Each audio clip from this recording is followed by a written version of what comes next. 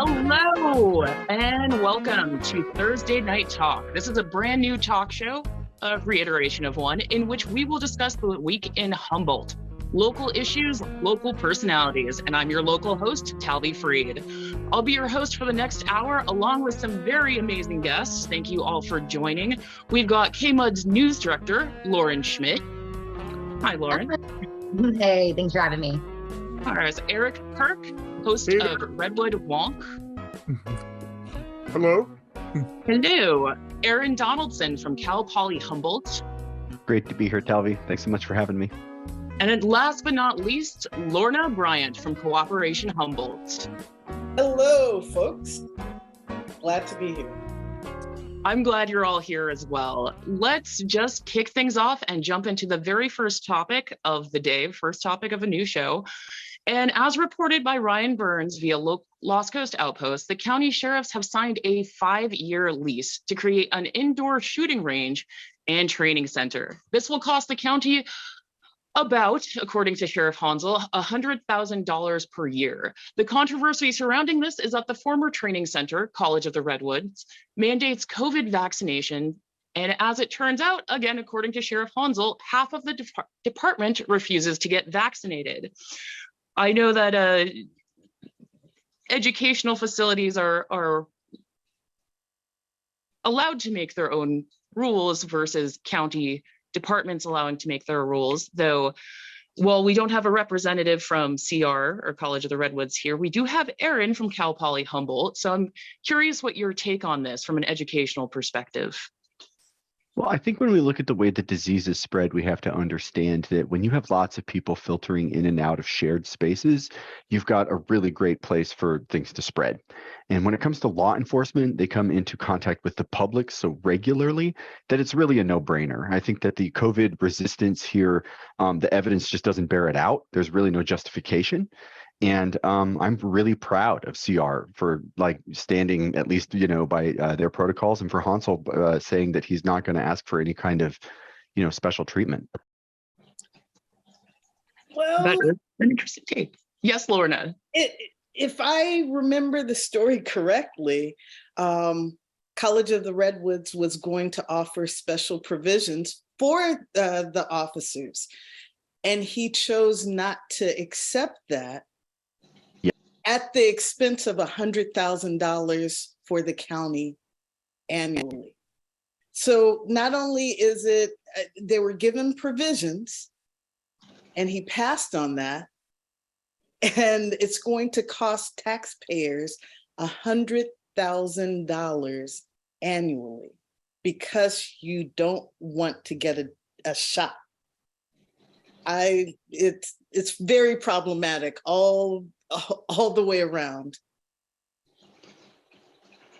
I do wonder where the money is being allocated from as well. That's a question, because I hear everything about there's a budget surplus, there's budget constraints. Now suddenly there's $100,000 for this training facility. Where is it coming from?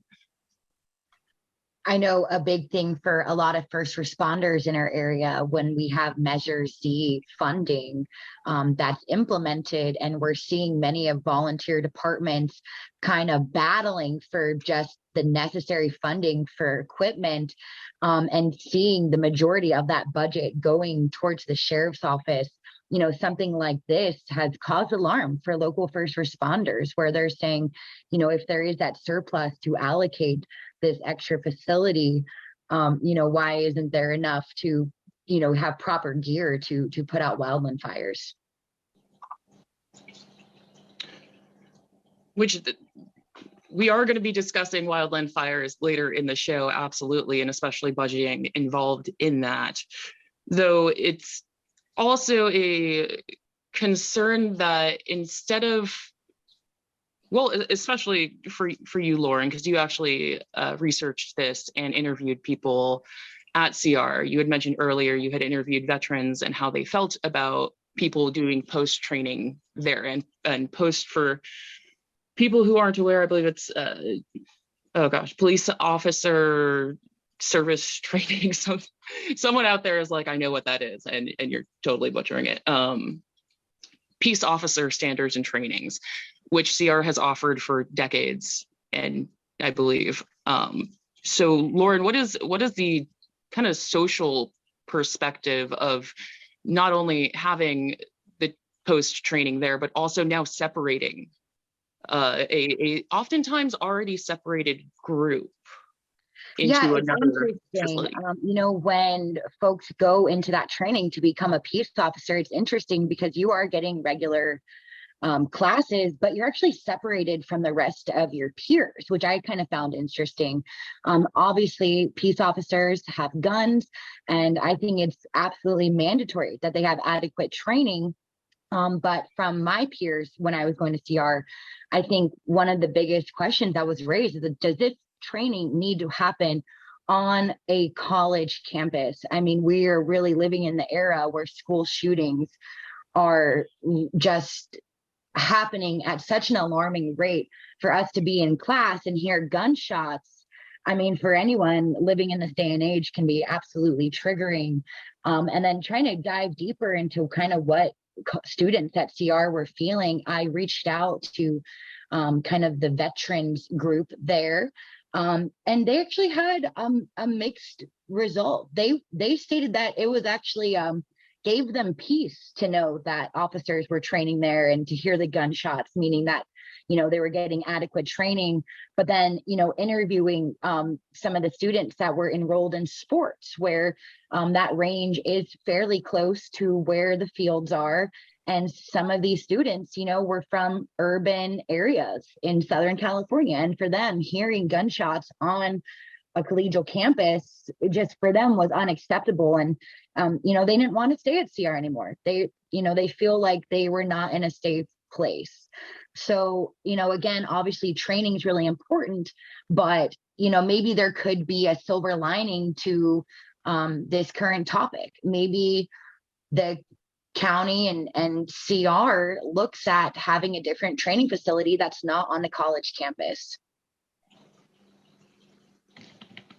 It's interesting you bring up the potential positives of this. It was a thought that crossed my mind that fire stations and fire crew have their own training facilities that often get used not only by the fire crews themselves, but I've taken ham radio classes out of them. They have other CERT training, community emergency response trainings. So perhaps this facility, if the public is paying for it, perhaps the public can use it too, especially for those who want to get licensed and to have concealed carries. It's whether you're for somebody owning a gun or not, is it not better for somebody to be completely trained? And Eric, we haven't heard from you, and I bet you have quite a bit to say.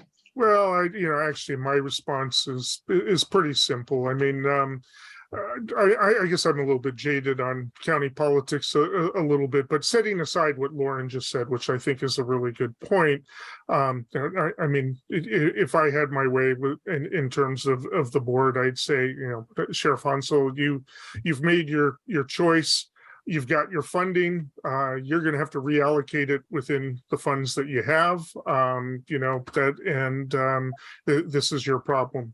And other than that, don't be asking us to reallocate it from other funds because your deputies don't want to honor the science and take care of themselves. Sorry. But other than that, that was before I heard what Lauren just had to say. Actually, I would still probably say that, to tell you the truth. But at any rate, I mean, it's just, I'm sorry, tiptoeing around these guys because they don't want to have a shot. It's one thing, okay, they make their choices, but to have to spend that much money, that could be, that money could be used for a lot of different things, and to spend it just because they don't want to have the shot, I'm sorry. Fair statements.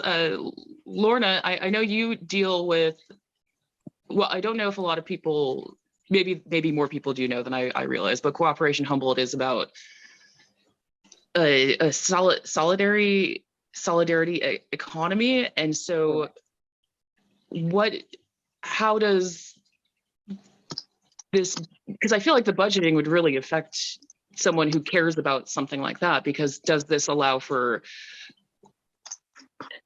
like, is this an imbalance of power with the sheriffs and the county PD being like, we're just going to do this and build this facility now, especially considering that it was a 5-1 vote with only Madrone abstaining to allow this budgeting. So I'm just curious what your thoughts are on this and how it would affect kind of the economic rights of it does seem a little unbalanced. Right. Well, I'd rather speak individually as opposed to as a representative of Cooperation Humboldt. I do agree with some of the things that Lauren said. I've been on campus at CR when I heard gunshots.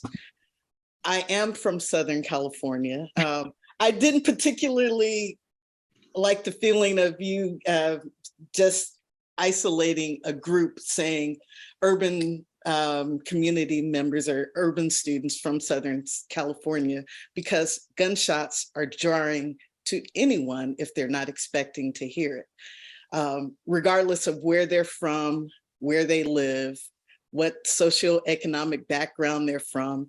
Gunshots are jarring. Gunshots are jarring to, if you're not used to or not expecting them in a certain space. The time that I was on campus was for a youth summit. So it was very alarming to hear gunshots very, very close on campus. That being said, I did wonder why a police academy was on the campus of a college, a college campus.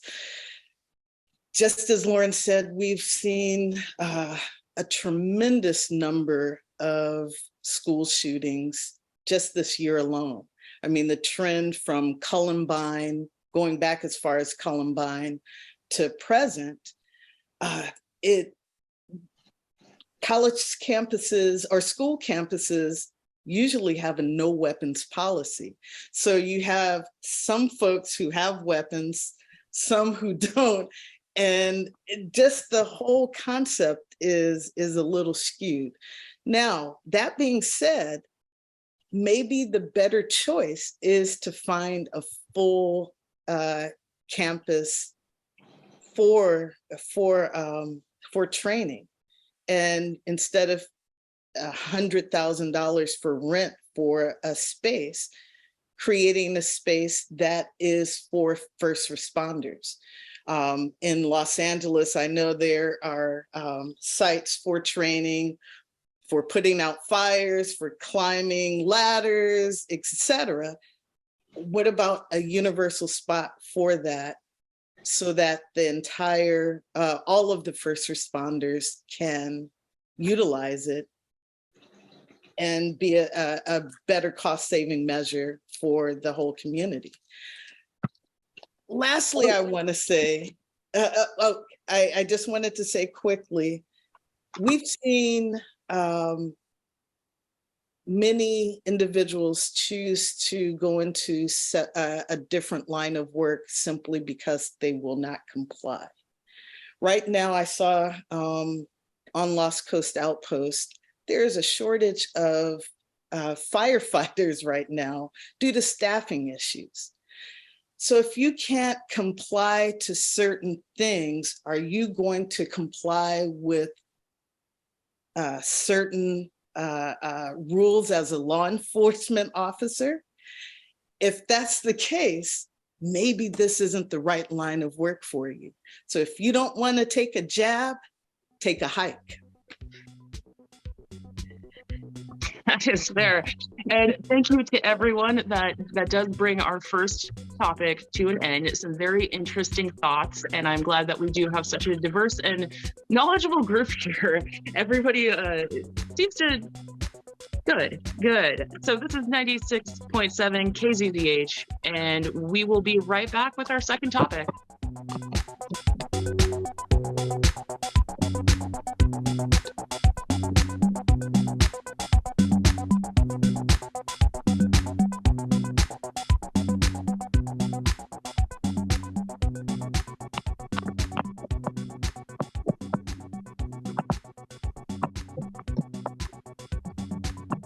Alrighty, everyone. Welcome back to Thursday Night Talk. I am Talvi Fried, and I will be your local host for a show about local issues and local personalities. I've got Erin Donaldson here from Cal Poly Humboldt, Lorna Bryant, who is speaking for herself, though also does happen to be involved with Cooperation Humboldt very deeply, Lauren Schmidt, news director of KMUD, and Eric Kirk from Redwood Wonk. So our last topic, if you missed it, was a concern about, well, there were statements made. I'm not sure if concern is the correct word, though it was about those going through post-training, moving to a new training facility, $100,000 a year. It's already been voted in, so that means it's going to happen. We discussed that, though a lot of comments from our fabulous group brought up fire crews, which right now we are getting into our second topic. Huge chances and fire risks are happening now. A red flag warning was put out Wednesday, and it's now Thursday night, obviously, though issues from staffing shortages for fire crew. There's obviously a drought happening, which is not only affecting fire issues, it's affecting populations of salmon and local flora and fauna, dry vegetation, erratic thunderstorm type winds, of course, here directly along the coast. We should be pretty safe, but our neighbors and the eastern parts of the county are kind of facing they're in the danger zone. So Erin, start with you. You've got I believe Cal Poly Humboldt has an amazing fire resource department. We do, yeah. And we study this a lot from the standpoint of debate. And really the only thing I'm going to say is going to be pretty quick, which is that when it comes to fires and what we know, they're going to become more frequent, they're going to become more intense, and they're going to become larger. And so populations that used to be insulated, especially folks that live on the coast, are going to start seeing more like effects like smoke and other kinds of effects, which we saw quite a bit last year. This really is a result of a whole bunch of different things. You're looking at the role that weather plays. You're obviously looking at the role that growth plays. We get like severe rain events, which precipitates a whole lot of growth, and then a vast period of drought and excessive heating, which means that all of that growth is going to burn. The intensity means that they spread more rapidly, that the radius around the fire is bigger, that you have more heat consequences as a result. And these are larger fires, which means we have more smoke consequences and we're maximizing our resources. And right now, I feel like most of the people everywhere, including in the state, are like, we're just trying to deal with it as it presents itself. We have to get forward looking on this. We have to realize that this is going to continue to get worse and that we have to prepare for it every year in the future. That is a lot of information. You sound very much like you know what you're talking about, and I appreciate that. Though what can be done? Really, that sounds terrifying and very scary, and maybe there's some way to make it not so scary. I'm laughing over here, and it's frightening. 198,000 acres just this year have burned, 503 structures, 4 fatalities in the state of California alone. These are big numbers and these are scary events, and climate change is frightening. And I think we have to follow the science. We saw this last conversation when it comes to COVID. If you can't take a jab, take a hike. I think that's brilliant. And here too, I think if you can't follow the science, you got no business in public policy. We got to follow the science and address this problem immediately. Yeah, Yes. and if it's okay, I want to jump in and talk about a solution. So right now, the Six Rivers Lightning Complex is burning to the east of your studio, right in the Willow Creek area, now 26,000 acres, 33% containment. So that's really good. This one story I'm currently working on, we went behind the evacuation lines and spoke with residents, asking them why they chose not to leave. And one man stated that he had been conducting 100-acre prescribed burns around his property. And when the fire reached his property, it went from high intensity to low intensity and manageable. And people in the Forest Service were just so impressed. This particular landowner had actually been at odds with the Forest Service because it is within the Six Rivers National Forest. And, there's different management techniques in years past. I know the district ranger has stated that, hey, we're going to log our way out of fire danger. Well, we just saw what happened on the McKinney fire, right? And that's surrounded by logging areas. And that was a devastating fire. So we cannot log our way out of this. And, what I like to say is there's a debt we need to pay in this forest. Fire was also colonized and suppressed. And because of that, the natural balance is just non-existent. And so we have a debt we owe to the forest to bring fire back to the landscape. It can either be on our terms with prescribed fire or cultural fire, or with instances we've seen across the state.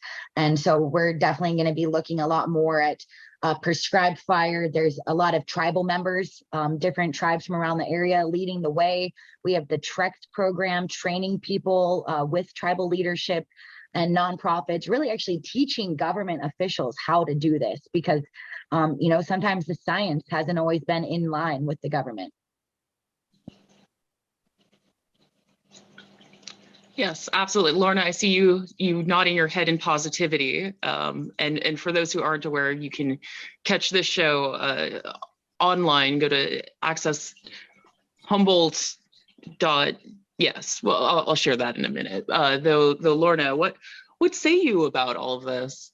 Well, I'm agreeing again with Lauren. I was going to inquire about the cultural aspect of it.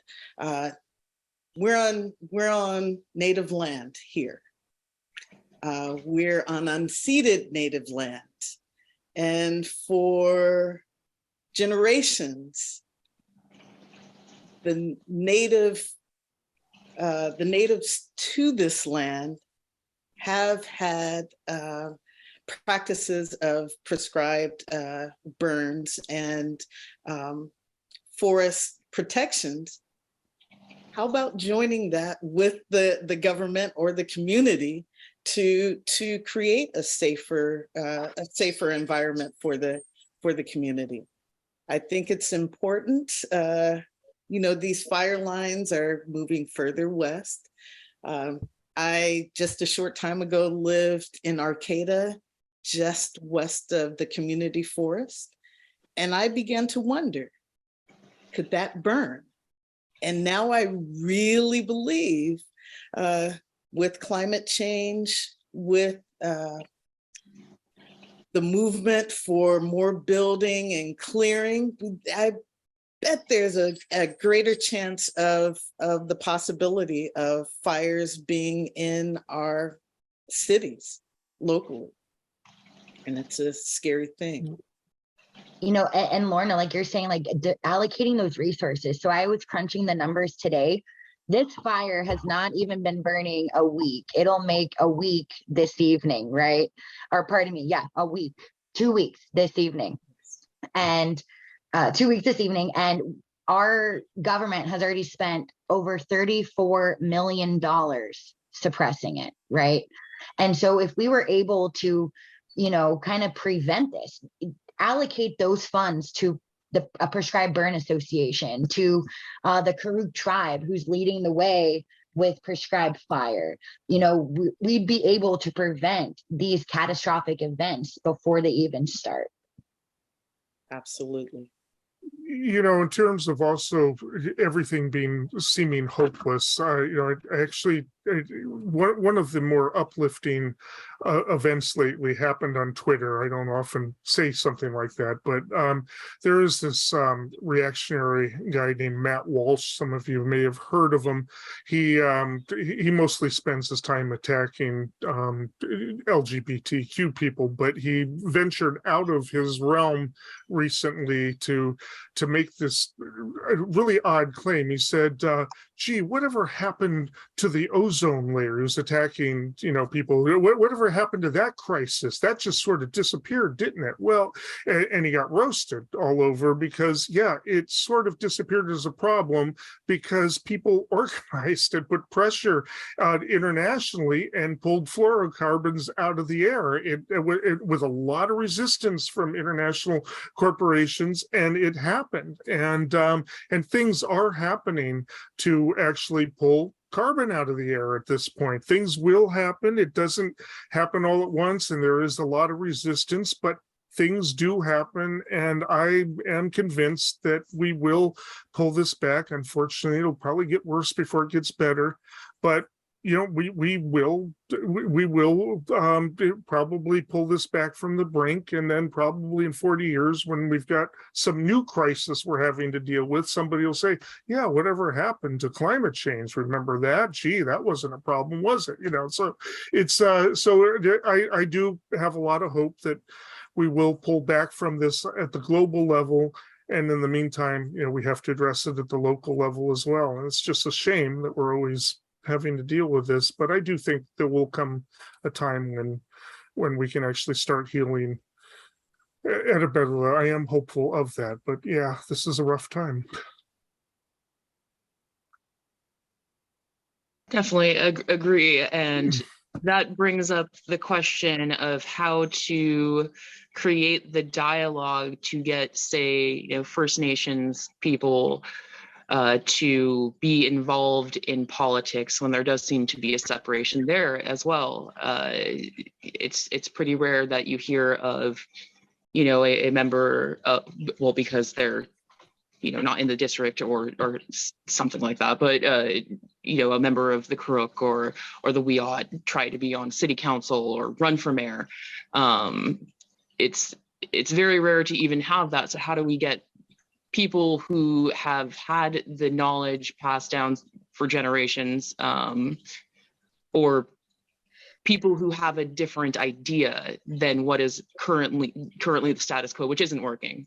The fire risks are obviously there. It's not, whatever we're doing is not working. So people who have a different perspective to attack this problem from a different angle, how do we get them involved? Well, they're pretty involved in their own way. They don't necessarily run for council. Some of them do, but they're involved in their own way. They're at Congress. They're organizing. I mean, we had those big protests with the oil pipeline a few years ago. They organize events. They're out there. They're doing it in a different way than some of us might do it. They're there. We need to call them and ask them, and we participate, and we sort of, instead of trying to get them to join us, we can join them, and then we intersect with them. It's all there. It's happening.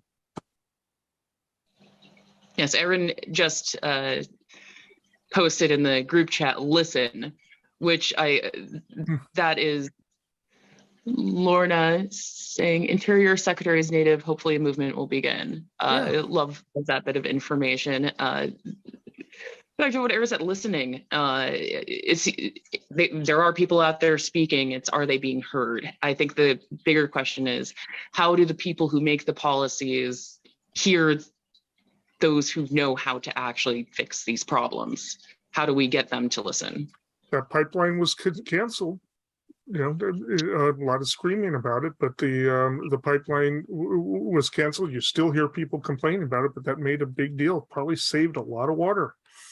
Yeah. And on a local level, I will note that this year we saw the first Yurok tribal member elected in Del Norte County for their 5th district. And as you all are well aware, the Yurok tribe is the largest tribe here in California, and Del Norte,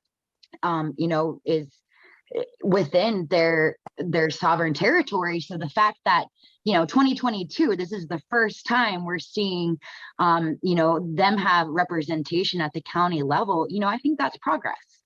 Susan Matson, she has so much experience in economic development and natural resources management.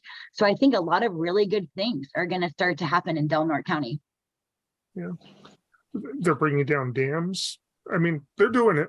There's a lot of organization happening. If I could, we talk a lot about land back politics at Cal Poly Humboldt, the Native American Studies department there talks a lot about it, and it is a very physical process in terms of finding ways to physically give possession of the land back to the people that it was stolen from.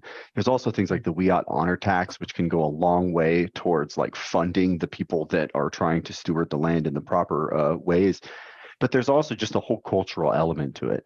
We are so used to listening to mayors and listening to Congress people and following the news. And there are governing institutions that pre-existed all of that are here that you can tune into. And they're continuing to tell us, what they think and what we should do. And that's, how I think we go forward is whether you're a public policy expert or just a member of the voting public, you got to buy in, you got to do your job to make sure you're informed about, what they have been continuing to say for a long period of time in terms of how to resolve a lot of these problems.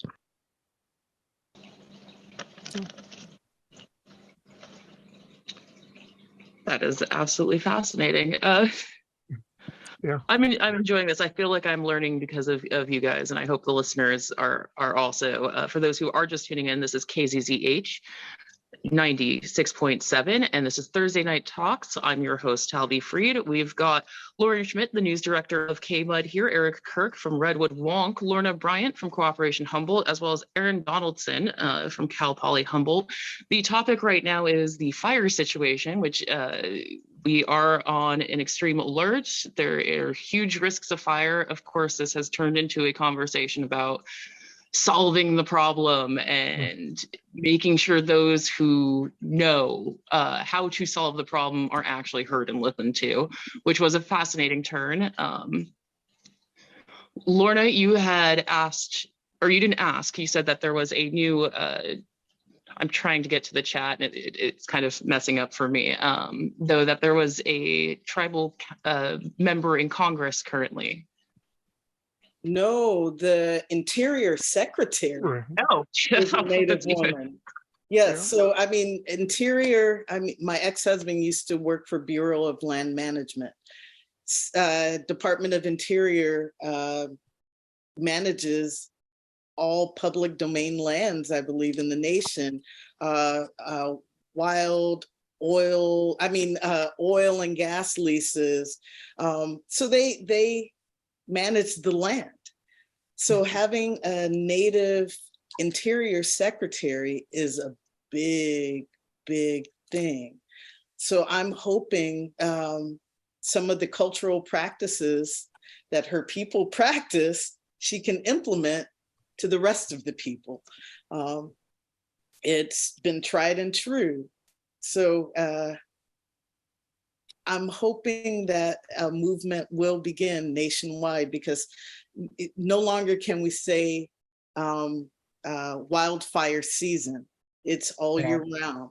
No longer can we say Arizona, California, a few other states. It's nationwide. So we need to start looking at this issue on a national level, because it's going to affect us all. And the climate change is real, and it doesn't have borders on the surrounding climate change. So we need to look at this from a broader scope, not just Humboldt County, not just California, but as a nation.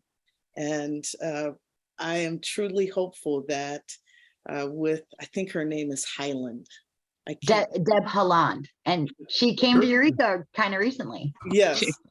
So I'm really hoping that her appointment will be positive, especially for wildfires. I also will make a suggestion. I just looked it up. The Klamath Coalition Basin is actually Klamath Basin Coalition. Sorry, is actually the Karuk and the Yurok and other tribes, and also fishermen, white fishermen, and other interests have been involved in that in trying to protect and save the Klamath River from diversions by agricultural interests in Oregon. Very involved in climate stuff. So that's a local organization that ties in with Native activism. That if you're interested in what they're already doing, what Native groups are already doing, I believe True North ties in with them and some of the other local Native organizations. So if you want to know what they're doing, it's good. You can contact them. And kind of, I don't want to get too in the weeds, but we were speaking about government and their science. And, we kind of started talking about Native leadership, and like you're saying with the dams, and going back to kind of the fire topic in Mendocino County, there's an effort to save the Jackson Demonstration State Forest, right? And yes. Cal Fire has multiple timber harvest plans for that, and it is a second growth redwood, but they are very, very impressive trees, on their way to being old growth, right? And the Coyote Valley Band of Pomo Indians, this is their ancestral site. Some of their cultural sites have just been bulldozed. It's pretty remarkable considering, Cal Fire, who's this kind of fire suppression agency, they're saying they're logging for fire suppression, when science shows that the larger and older the trees, the more fire resistant. So the chairman, Michael Hunter of the Coyote Valley Band of Pomo Indians, and his mother, Priscilla Hunter, they've actually been successful in getting a moratorium until they can do the science, going to Sacramento, really raising the alarm, calling out this pseudoscience, right? And the same with the Forest Service. We're seeing members of the Karuk tribe currently doing the same thing, telling these agencies, you cannot log your way out of fire. Like, this will actually make things worse. Why? And, of course, there's other things at play, but our area, we are seeing so much tribal leadership really leading the way into a sustainable planet here on the North Coast. Thank you. We are going to take a quick break here and move on. Thank you so much to everyone for that deep discussion on how do we fix the fire crisis that we're going through right now. That was fascinating, and I'm sure for all the listeners, they now have a lot of research to do themselves. Perhaps next time we can start getting people to call in too now and again, because that could be very interesting. So this is KZZH Thursday Night Talks. You're listening to Talvi Fried as your host, as well as our guest, and we will be right back.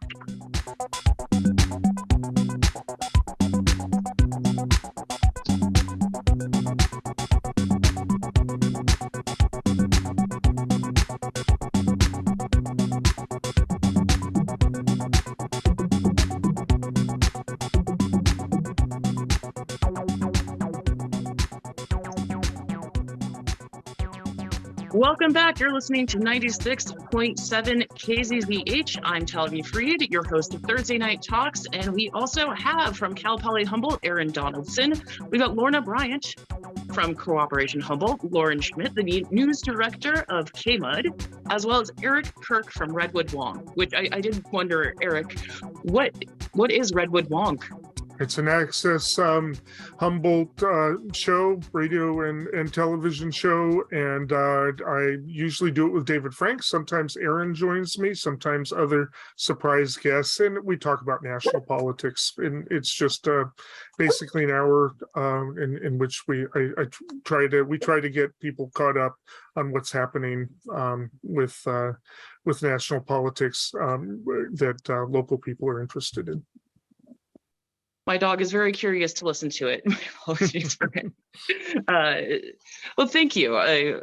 I love your It voice. says So it's I'm coming like, up next. That's what the producer says in the chat there. It's coming up next. So stay tuned Oh, if you it want to is. listen. Right. Oh, well, thank you for doing my job. I got distracted by my puppy. Dog. Dogs. Dogs for sure. It'll be at 7 p.m. if anybody else wants to tune into Redwood Wonk. Eric Kirk will be your host. Absolutely fantastic. For our final topic, let's get into that. We spoke earlier of the fire crisis. We discussed sheriffs and College of the Redwoods, issues involving training facilities. What do students want? What does the public want?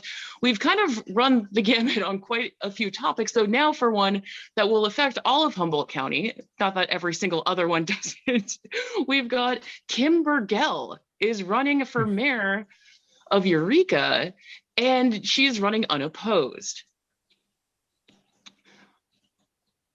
Yep. Any Eurekans want to jump in first? Well, she'll have my vote, so she will be the next mayor. Her opponent was not able to pull it together to get enough qualifying signatures. He had, I guess, 11 of his signatures did not qualify for whatever reason, not quite sure. So she is unopposed, so she will be the next mayor, assuming I vote right and she votes right and anybody else votes correctly, or, you know. If she's unopposed, how can she lose? Well, if nobody votes for her, or, you know, people go there and accidentally check the wrong box or something, I mean, that's the only way. She has to get 0 votes. That's the only way she can not be mayor. I don't think that's going to happen. I think it's kind of perfect for Eureka progressives because Kim Burgell was actually running for 4th District Supervisor. That's right. Natalie Arroyo, who is also a Eureka Council member, took the seat as Virginia Bass, the incumbent, did not seek re-election. She's the longest standing Humboldt County supervisor we currently have on the board, where she serves as chair. She did not want re-election. There was 3 challengers, 2 of which were kind of considered the progressives. And I think a lot of people in Eureka were kind of torn. But the people spoke, and Natalie Arroyo did secure 50% plus 1 of the vote and is 4th District elect supervisor. Shout out to Natalie Arroyo. But Kim Burgell, a lot of folks really do like Kim Burgell, and, it was a hard pick. So I think for her to now serve as mayor, I think it's kind of a win-win for Eureka progressives. The other thing to add about that is Mr. Newman, who ran as, I guess, what we'll call the conservative candidate, raised more money than the 2 of them combined. And yet Natalie won with more than 50% of the vote. Interesting statement. I no longer live in Eureka, but boy, it should be interesting to watch the leather guy lose his mind at every Eureka City Council meeting moving forward. Oh gosh. Oh. I don't know what that is. I'm not going to utter his name because I'm not sure if I'll be cursed if I say it 3 times or something. the German leather guy. So I, as the host and a neutral entity, please allow me to be a neutral entity because I don't want any of the drama. Cornelius Lowenstein. He was a leather maker in Eureka. He no longer has a shop there, but he does still go from festival to festival. And he really does not like Kim Burgell's policies. And there was Kim Burgell attempted to create a restraining order. It was rejected. Yeah. And against Cornelius Lowenstein. And he still continues to be a very vocal opponent of Kim Burgell. I can tell you what happened there, because after she had the ruling against her, he had gotten an attorney, and she ended up with a $36,000 attorney fee judgment against her. I helped her.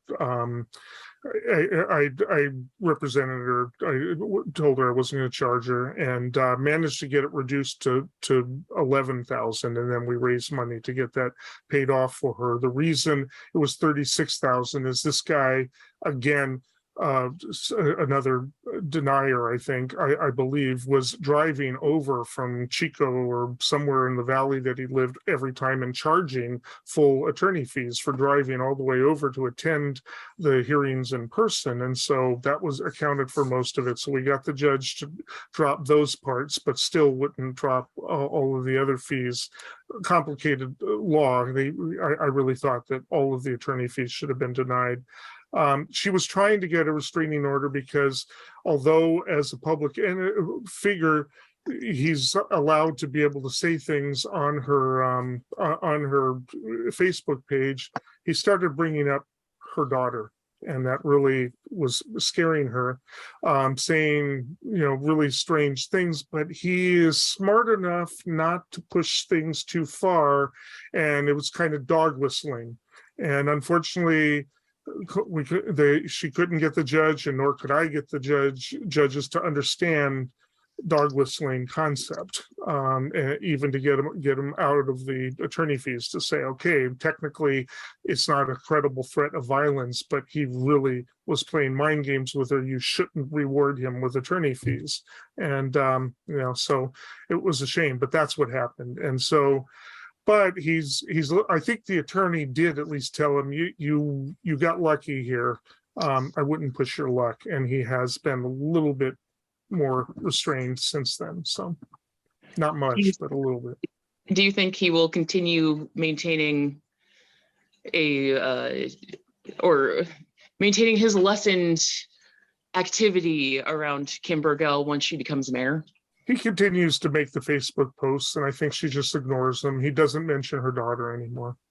That's good. I think he stays away from that. I mean, that scared her. She's also, her kids are now reaching of age where, they're probably they're going off and doing their own lives. It's not quite as scary as it was. But, but that was scary. And, trying to understand, single mom with her kids, trying to get judges who haven't experienced that to understand the dog whistling and how scary that is. I think that law needs to be reformed a little bit.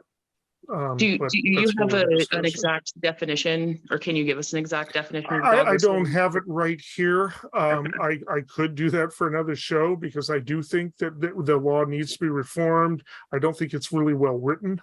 And and I could get into a whole discussion about it. And I also just think that the judges didn't really get it there. The legislature, I think there was a lot of argument back and forth with the legislature, and I just don't think it was really written well enough to protect women from men who are smart enough to manipulate it and just push things enough. He knew what he was doing, and he knew exactly how far to push it. And it's just it's a topic that needs a lot of subject. But anyway, I don't want this to be the topic. She put up a fight. She did what she needed to do, and he did not scare her away from public life. She's running again, and she's mayor, and basically in your face. She's going to continue. She's not being scared from public life. That's the story. She's a very strong person. She's on my kinetic team, and she's one of the best peddlers I know.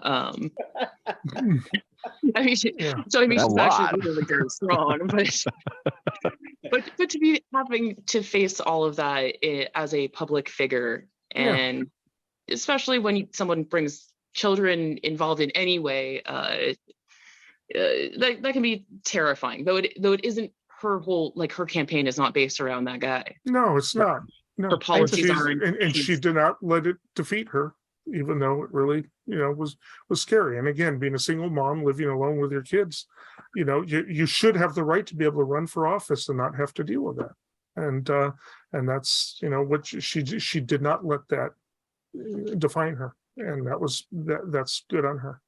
She did not, and I think one of because Kim Burgell was on city council for 8 years.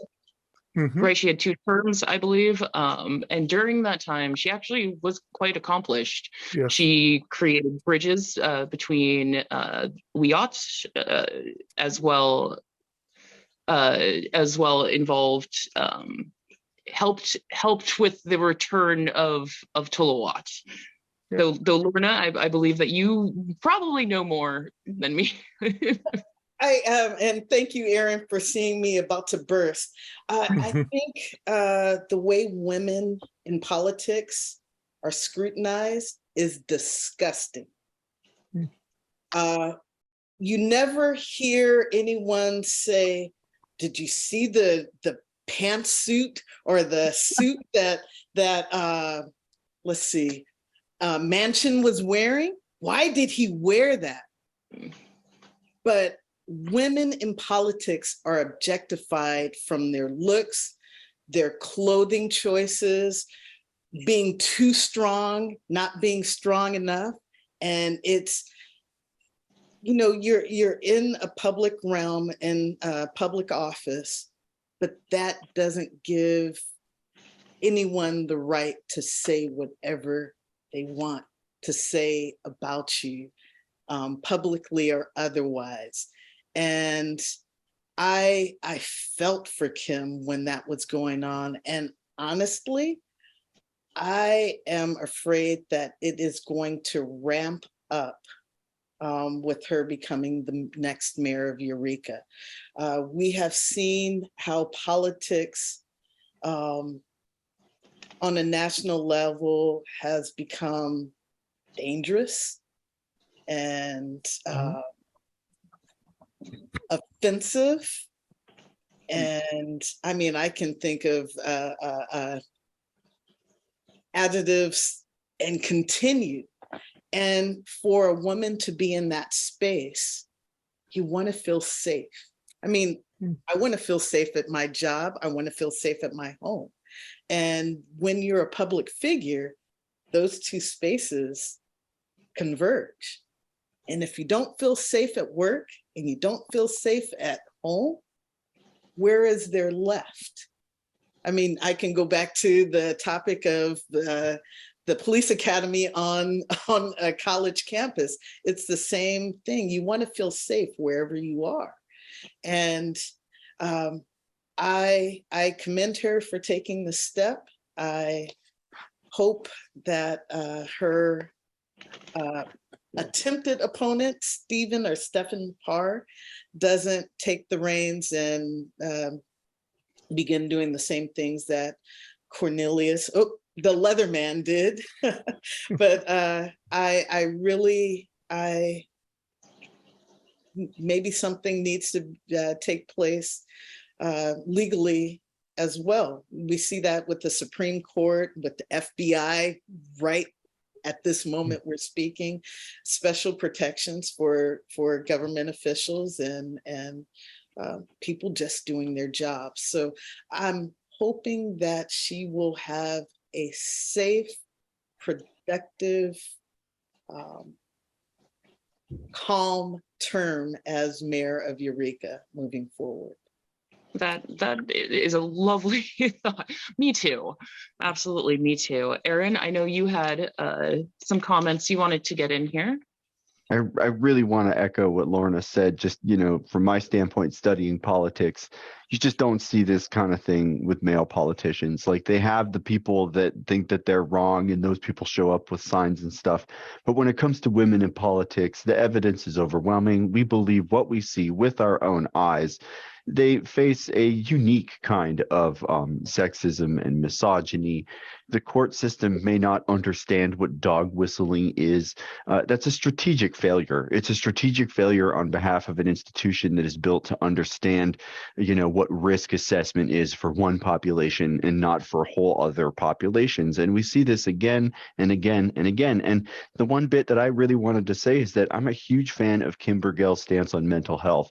I think that her platform is what really, pushes her forward. I think, if she had to fight someone for an election, she'd have had a great chance, because she's talking about stuff that really matters to people here in Humboldt County. And mental health is one that really impacts absolutely everybody. If you go to her page and look at her platform, she talks about how how it's first responders, it's people in the healthcare industry. It is literally every single student at Cal Poly Humboldt. I don't want to talk for CR, but it is like literally every single student that comes to Cal Poly Humboldt is, talking about how, number one, they're struggling with this, and number two, we are in the middle of nowhere and there are just not enough resources to deal with this problem. And that exacerbates every other problem that we have.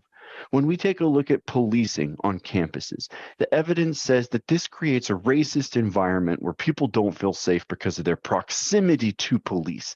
And when you live in a state of mental depression, when you live in a state of severe anxiety, it exacerbates that. It absolutely exacerbates that. If you're going through unemployment, if you're going through, trouble with housing here is hard to find. And if you're going through that kind of stuff and you cannot get access to just basic mental health care, it exacerbates that.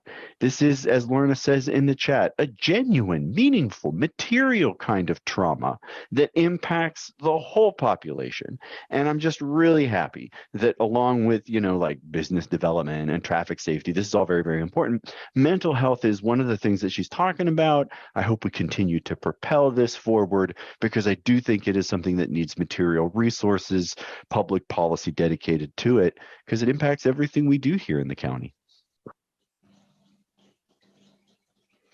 Agreed. What policies do you think we're going to be seeing with Kim as mayor, assuming nothing is wrong? I don't really want to speak for her, but what I will say is that I think that there are a lot of ways that just the way that the city communicates about the problems that we have can change.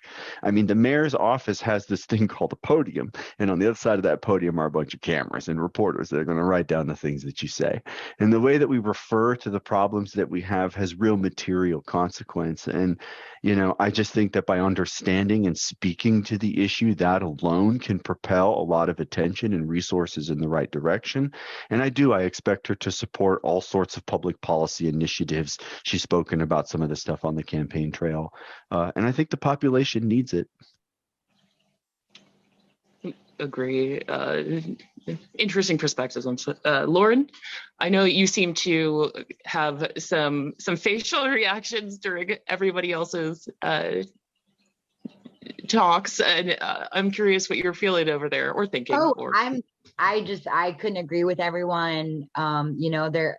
Everyone's nailing it. I do know, as far as the policies she might implement, we can't speak to that. But when I first got into the newsroom and started covering local politics, I think one of the things that struck me was that Mayor-elect Burgell, or soon to be likely Kim Burgell, dressed as a houseless resident and kind of like lived outside with folks for like a weekend to really kind of get the vibe and understand what was going on. And I think that's amazing. And kind of that knowledge and intel she gathered, I think will help her and her role in leadership moving forward. Absolutely. Eric, I know you have a show coming up next right after this one. Though, since you have to go get ready for that, did you have anything you wanted to share? Just real quickly, there will be some other interesting city council races coming up, so pay attention to those. Although Leslie Castellano has hers, is also running unopposed, so it will be so she will be in there as well. But pay attention to the other races if you're in Eureka. Also, the Arcata City Council is going to have some interesting races, so pay attention to that. But we'll be probably discussing these on future shows here. This is true. We shall be discussing it all. And this was fun. Thank you for the opportunity. Thank you so much, Eric, for joining. I really enjoyed your contributions.